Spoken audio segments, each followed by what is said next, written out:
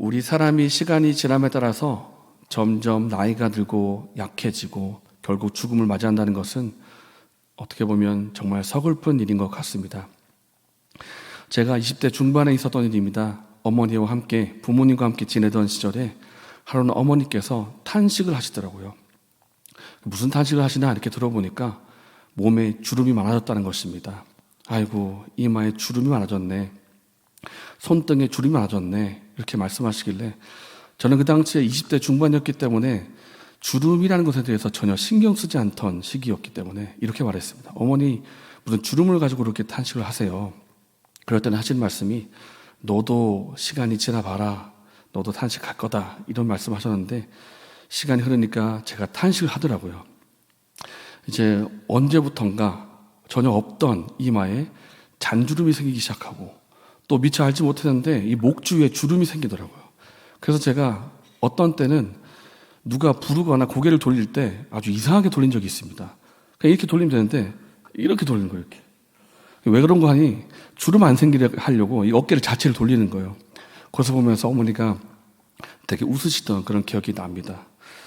우리 중에 나이가 들고 그리고 늙고 약해지는 것을 기뻐하시는 분이 혹시 있으십니까? 아마 우리 중에 아무도 없을 것입니다. 우리는 젊고 아름답고 멋있고 건강하고 튼튼하고 그렇게 살고 싶지, 약해지고 부러지고 그리고 무너지는 그런 삶을 살고 싶지 않습니다.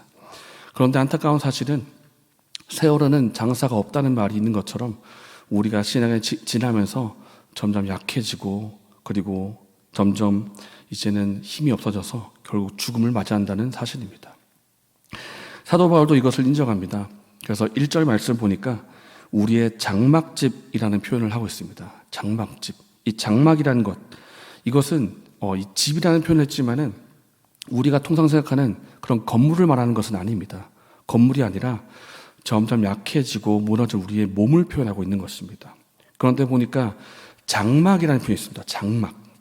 이 장막은 지금 우리말로 하면 텐트라는 뜻인데, 텐트가 어떻습니까? 굉장히 간편하게 설치하고 간편하게 해체하는 그런 게 텐트지 않습니까? 그런 것처럼 설치도 쉽고 해체도 쉬운 것처럼 이 텐트가 참 무너지기 쉽다는 것입니다. 1절에 장막집이 무너진다라는 이 뜻은 결국 우리 몸이 무너지는 것을 말합니다. 우리 육신의 몸이 시간의 지남에 따라 나이가 들고 점점 약해지고 무너지는 것처럼, 그래서 마치 텐트가 무너지는 것처럼 우리가 나이가 들어서 결국 죽음을 맞이하는 것, 죽음을 맞이하는 그것을 이제 장막집이 무너진다, 이렇게 표현을 하고 있습니다. 이 땅을 살아가고 있는 인간의 몸을 입고 살아가는 우리의 모두의 형편이 이러하다는 것입니다. 결국 무너진다는 것입니다. 그래서 바울은 2절 말씀에서 우리 모두에게, 각자에게 탄식이 있다, 이렇게 말합니다. 탄식. 왜냐하면 무너지기 때문에 그렇습니다. 탄식이 있다. 그런데 이 탄식에는 두 가지 큰 뜻이 있는데, 첫 번째 뜻은 이것입니다. 우리의 삶 속에 고난과 고통스러운 일이 다가오기 때문에 낼 수밖에 없는 신음과 고통하는 소리, 이것이 바로 탄식입니다. 그러니까 우리의 이 인간의 몸이, 우리의 몸이 병들고 늙고 약해지고 결국 죽는 이것이 우리의 고통스러운 일이 되기 때문에 결국 탄식을 하게 된다는 것입니다. 그런데 사도 바울은 이 탄식에 대해서 말하기를 단순히 우리가 늙기 때문에, 죽음이 오기 때문에 탄식하는 것이다, 그렇게 끝내지는 않습니다. 사도 바울은 그 이외에 두 번째 탄식을 말하고 있는데요. 제가 좀 전 말씀드린 것처럼 탄식에는 두 가지가 있다고 했습니다. 첫 번째는 고통스러운 일과 고난이 다가오기 때문에 날 수밖에 없는 탄식. 또 한 가지 탄식이 있는데 그것은 우리가 어떤 목표물을 간절히 바라고 사모하기 때문에 나오게 되는 한숨 소리. 너무나 사모하기 때문에 나오는 탄식. 그래서 사모함의 탄식이라고 할 수가 있습니다. 함께 4절의 말씀을 읽겠습니다. 참으로 이 장막에 있는 우리가 짐진 것 같이 탄식하는 것은 벗고자 함이 아니요 오히려 덧입고자 함이니 죽을 것이 생명의 삼킨 바 되게 하려 함이라. 우리가 탄식하는 것은 벗고자 함이 아니요 오히려 덧입고자 함이니 라고 하면서 우리가 탄식을 하면서 무언가를 덧입으려고 한다, 이렇게 말하고 있습니다. 그러니까 우리가 겨울, 추운 겨울이 되면 긴팔을 입다가 더 추우면 이 잠바를 껴입지 않습니까? 그런 것처럼 우리가 지금 있는 몸 외에 또 다른 몸을 덧입을 것이다. 우리는 그것을 너무나 사모하기 때문에, 갈망하기 때문에 내는 탄식도 있다. 이렇게 말을 하고 있다는 것입니다. 그러니까 이 덧입을 것을 너무나 사모하기 때문에 나오는 한숨 소리가 있다라는 것입니다. 그렇다면 오늘 말씀에 나오는 이 덧입고자 함이 나오는 이 덧입으려는 것이 무엇인가?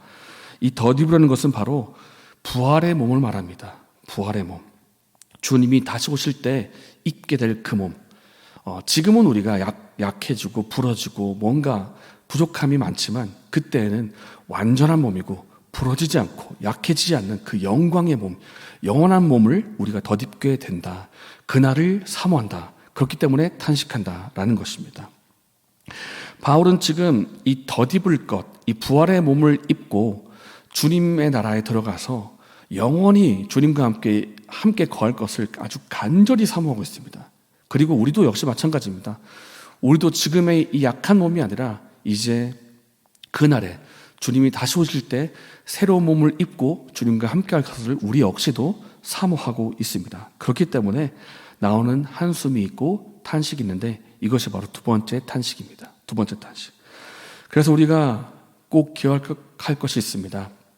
지금 내 몸이 약해진다고 해서, 지금 내 몸이 병들었다고 해서, 지금 내 몸이 어딘가 부러지고 점점 늙고 있다고 해서 그렇다고 해서 그것이 그걸로 끝이 아니라는 사실입니다. 아이고 내 젊음아, 내 청춘아, 어떻게 이렇게 시간이 흘러갔는가? 내가 어떻게 하다가 이렇게 고생을 해가지고 이마에 주름이 이렇게 깊게 패이고 여기저기 부러지고 이렇게 병이 들었느냐? 정말 한탄스럽고 정말 허무하다. 이렇게 탄식할 것이 아니라는 것입니다.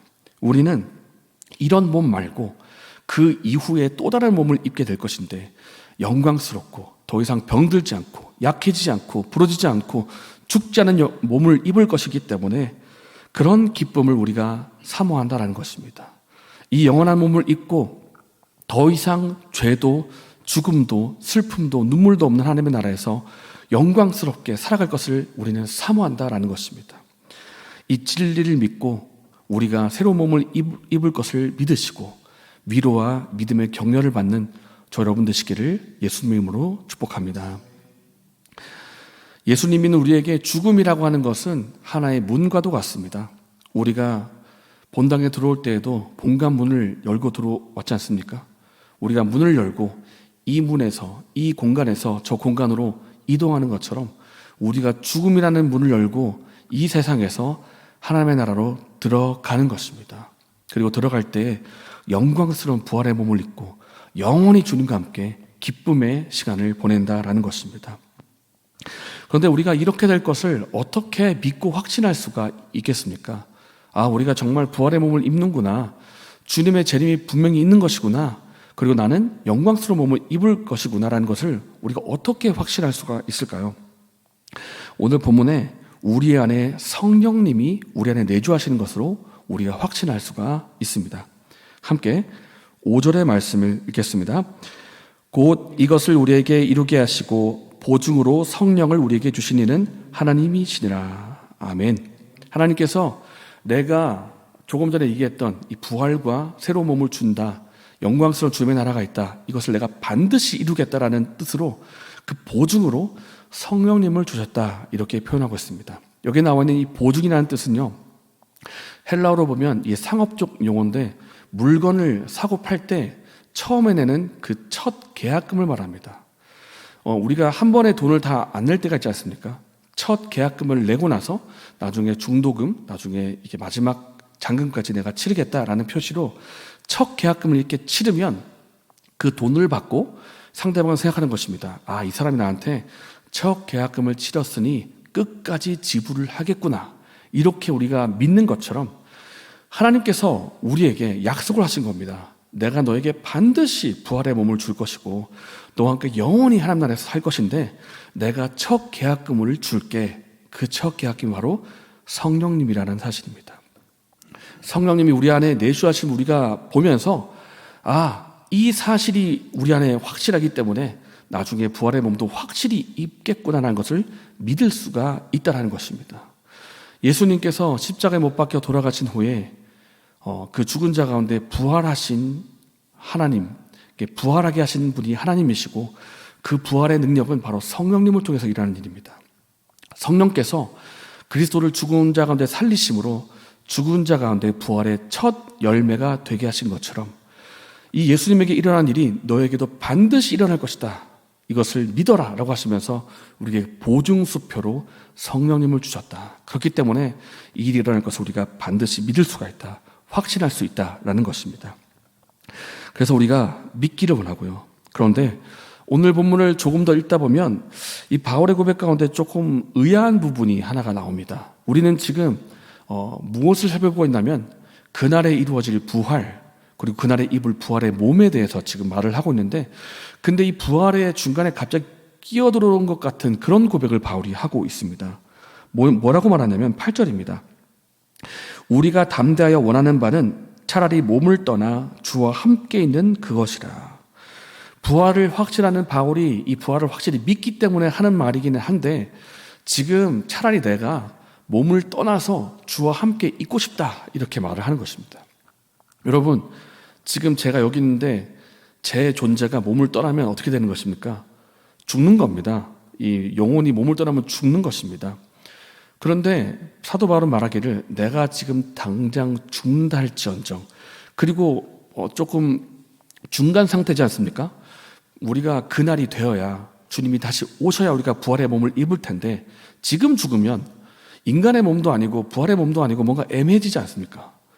그런 아직 일어나지 않았기 때문에 뭔가 중간 상태, 애매한 상태지만 사도 바울은 그것을 개의치 않는다. 나는 그렇다 할지라도 나는 주님과 함께 있고 싶다. 이렇게 고백을 한다는 것입니다. 말할 수 있겠죠. 사도 바울 왜 그렇게 주님께 가려고 합니까?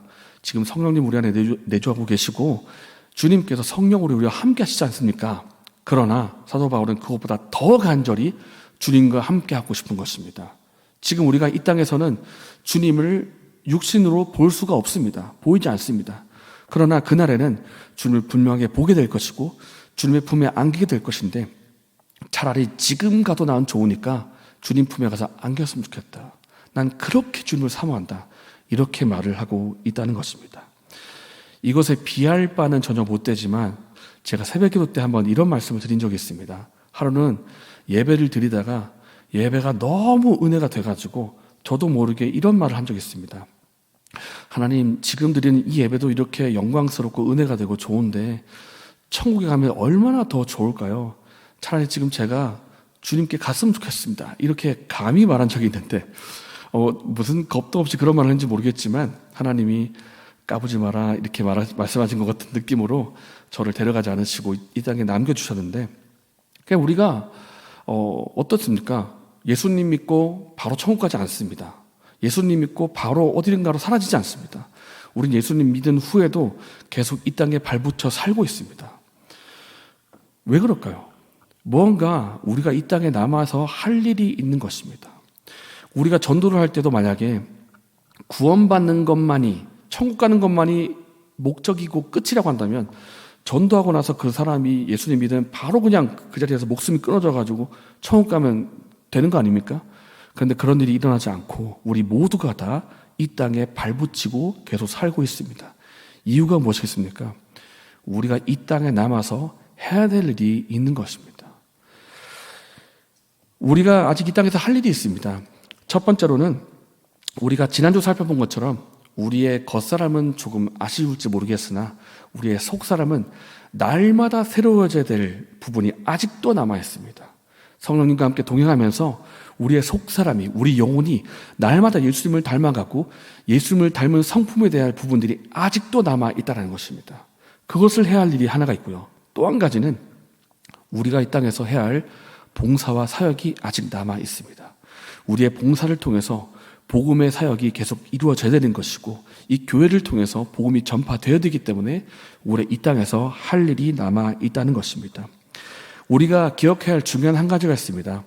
우리가 이 땅에 살아가고 있는 이것이 어쩔 수 없이 살아간다, 죽지 못해 산다, 이것이 아니고 분명한 목적과 계획을 가지고 이 땅에 남아 있다는 것입니다. 첫 번째, 우리가 이 땅에서 예수님을 닮아가야 되는 그 성품이 남아있고 우리가 이 땅에서 사역해야 될 그 사역이 남아있기 때문에 그 중요한 두 가지가 있는 것과 동시에 나중에 끝이 되면 주님께서 심판대 앞에 서셔서 우리의 모든 것을 심판하신다라는 사실입니다. 함께 10절의 말씀을 읽겠습니다. 이는 우리가 다 반드시 그리스도의 심판대 앞에 나타나게 되어 각각 선악간에 그 몸으로 행한 것을 따라 받으려 함이라. 여기서 말하는 심판은요, 구원을 결정하는 심판은 아닙니다. 너는 지옥 간다, 넌 천국 간다, 이것이 아니고 믿는 우리에게는 이미 구원이 주어졌기 때문에 구원의 심판을 말하는 게 아니라 상급과 상에 대한 심판입니다. 우리가 이 땅에서 우리에게 주어진 이 몸을 가지고 어떻게 살아왔는가에 따라서 하나님이 그 선악간에 행한 것을 심판하실 텐데 그 행한 것을 가지고 상을 베푸기도 하시고 베풀지 않으시기도 한다라는 사실입니다. 그렇기 때문에 우리가 예수님 믿는다고 해서 우리가 순종해야 될 부분이 다 면제된다, 이런 것이 결코 아닙니다. 우리는 예수님 믿고 나서 이 땅에서 순종해야 될 부분이 마땅히 있고 이 땅에서 성화의 삶을 살아갈 것이 마땅히 있다는 것입니다. 그렇기 때문에 우리는 오히려 이 땅에서 말씀에 순종하기를 힘써야 됩니다. 이 땅에서 예수님 닮아가기를 힘써야 됩니다. 그러면 우리가 이 땅에서 예수님 닮아갔던 그 인격과 우리가 사역했던 그 사역의 열매를 보면서 하나님이 그것을 보시고 심판하신다라는 것입니다. 우리에게 심판이 있다는 것을 꼭 기억하기를 원합니다. 우리는 통상 이런 말들을 합니다. 주님이 가까이 오실 때가 왔다. 재림이 가까이 왔고 마지막이 가까이 왔다. 그러면 우리가 마지막을 어떻게 준비하며 살아야 되겠습니까? 마지막이 가까이 왔으니까 이제 끝이니까 집이고 땅이고 다 팔고 산으로 가야 되겠습니까? 오히려 우리가 산으로 갈 것이 아니라 이 땅에 더 깊이 뿌리 내려서 더 깊숙이 주의 말씀을 따라 순종하며 살아야 될 것입니다. 많은 것들이 흔들리는 이 시대에 흔들리지 않은 주의 말씀을 붙들고 순종하며 살아가는 그것이 바로 재림을 준비하는 그리스도의 모습입니다. 그리스도인의 모습입니다. 사랑하는 여러분, 오늘 말씀의 결론은요, 하나님을 기쁘시게 하는 자가 되자는 것입니다. 우리가 살든지 죽든지 우리의 이 주어진 몸을 통해서 주님께 영광 돌리는 삶을 살아가자라는 것입니다. 주님은 반드시 다시 오실 것입니다. 그리고 우리가 이 땅에 살았던 삶의 내용을 가지고 심판하실 것입니다. 주님의 심판대 앞에 우리가 그때 설 때 주님께 드릴 열매가 있고 주님으로부터 칭찬과 상을 받는 은혜가 여러분에게 있기를 예수님 이름으로 축복합니다. 아멘.